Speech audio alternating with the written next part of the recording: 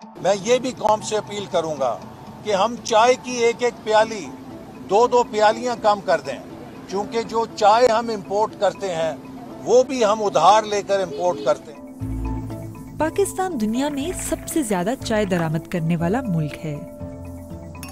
2021 में मुल्क में $600 मिलियन की चाय इंपोर्ट की गई। 30 जून 2021 के एक्सचेंज रेट के मुताबिक ये रकम 94 अरब 53 करोड़ रुपए बनती है। पाकिस्तान में चाय की काश्तकारी पर रिसर्च करने वाले अख्तर नईम के मुताबिक साल में एक पाकिस्तानी औसतन 1 किलो चाय की पत्ती इस्तेमाल करता है। I hope you like the tea. The tea is fantastic. Thank you. पड़ोसी मुल्क से आने वाले हमलावरों की तवाज़ो भी चाय की प्याली से करने वाली पाकिस्तानी कौम को शायद एहसन इकबाल का चाय कम करने का मशवरा कुछ खास पसंद नहीं आया।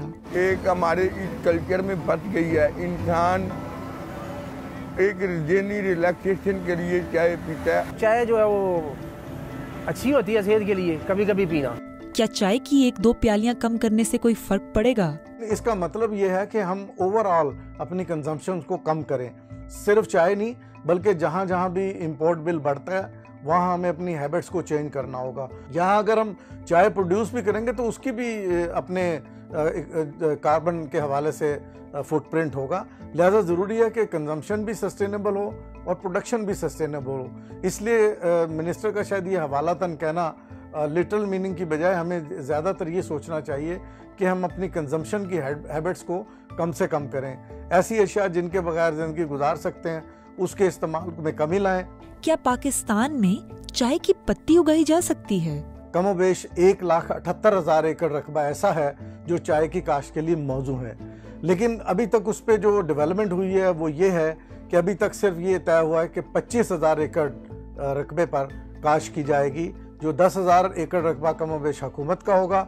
12,000 एकड़ पर प्राइवेट सेक्टर को फैसिलिटेट किया जाएगा कि वो चाय की काश्त करें। लेकिन इन तमाम वजाहतों के बावजूद भी आवाम कुछ खुश नहीं है।